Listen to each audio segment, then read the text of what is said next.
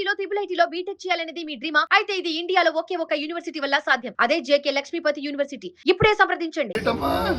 ఎందుకు అలా చేసింది అసలు? అసలు ఏంటి కారణం?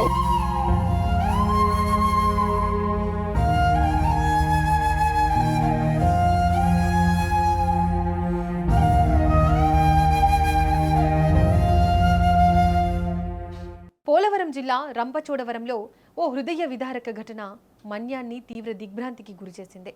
ముఖ్యమంత్రి సమక్షంలో వేదికపై ఎంతో ధైర్యంగా ప్రసంగించి అభినందనలు అందుకున్న ఆ చిన్నారి నేడు ప్రాణాలు కోల్పోయి విగత జీవిగా మారింది.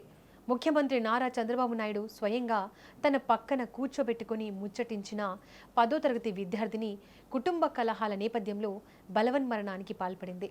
నిన్నటిదాకా ఆ ఇంటికి వెలుగులద్దిన ఆ ముత్యం లాంటి బిడ్డ నేడు లేదని వార్త ఆ కుటుంబాన్నే కాదు, ఆ ప్రాంతాన్ని సైతం శోక సంద్రంలో ముంచెత్తింది. రంపచోడవరంలో ఇటీవల అత్యంత వైభవంగా నిర్వహించిన మెగా పేరెంట్స్ మీటింగ్ కార్యక్రమం రాష్ట్ర వ్యాప్తంగా చర్చనీయాంశమైంది.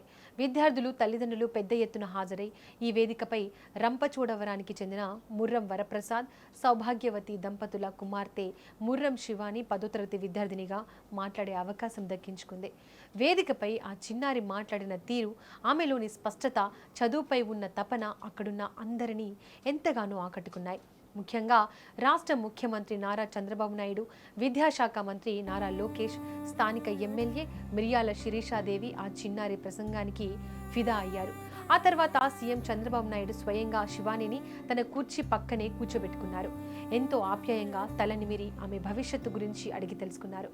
ఒక సాధారణ గిరిజన ప్రాంత విద్యార్థినికి ముఖ్యమంత్రి హోదాలో ఉన్న వ్యక్తి అంతటి గౌరవం ఇవ్వడం, స్వయంగా అభినందించడం ఆ కుటుంబానికి జీవితంలో మరువలేని క్షణాలు. ఆ సమయంలో శివాని కళ్ళల్లో కనిపించిన ఆనందం, ఆమె తల్లిదండ్రులు పడిన సంతోషం అంతా ఇంత కాదు. అయితే నిన్నటి వరకు అందరి ప్రశంసలు అందుకున్న బంగారు భవిష్యత్తు ఉందని అందరూ భావించిన ఆ చిన్నారి జీవితంలో ఏం జరిగిందో ఏమో కానీ ఈరోజు అనూహ్యమైన నిర్ణయం తీసుకుంది. ఇంట్లో తలెత్తిన కుటుంబ కలహాలు, మనస్తాపం కారణంగా క్షణికావేశంలో ఈ దారుణానికి ఒడిగట్టింది. బంగారు భవిష్యత్తు ఉన్న బిడ్డ కళ్ళ ముందే విగత జీవిగా పడి ఉండడంతో ఆ తల్లిదండ్రులు గుండెలు పగిలేలా రోధిస్తున్న తీరు స్థానికులను సైతం కంటతడి పెట్టించింది. ఏంటమ్మా? ఎందుకు అలా చేసింది అసలు? అసలు ఏంటి కారణం?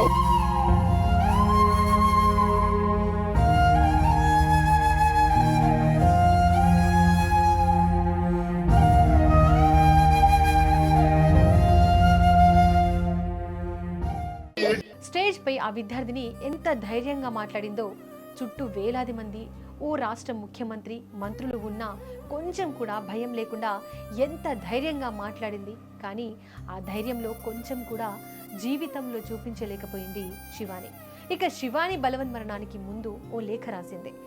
ఆ రాసిన లేఖలో ఏముందో ఓసారి చూద్దాం. చాలా సారీ అమ్మా, నీ కోసం, డాడీ కోసం నేను చాలా కష్టపడదాం అనుకున్నాను. నువ్వు కలలు కన్న జీవితం నీకు ఇవ్వాలని అనుకున్నాను, కానీ నేను అనుకున్నది చేయలేకపోయాను. డాడీ, అమ్మ, నాకు బ్రతకాలని ఉంది, కానీ బ్రతకడం చాలా కష్టంగా అనిపిస్తోంది. అమ్మ, నీకోసం నేను ఏమీ చేయలేకపోయాను. డాడీ, నేను నీకు ఏదైనా సాధించాలని చాలా ప్రయత్నించాను, కానీ నేను ఇంతవరకు ఏది సాధించలేకపోయాను. నాలో ఈ బాధ ఒక్కో దాన్ని మోయడం నాకు కావట్లేదు. నేను చనిపోయాక నాపై ఎవరు కోప్పడకండే.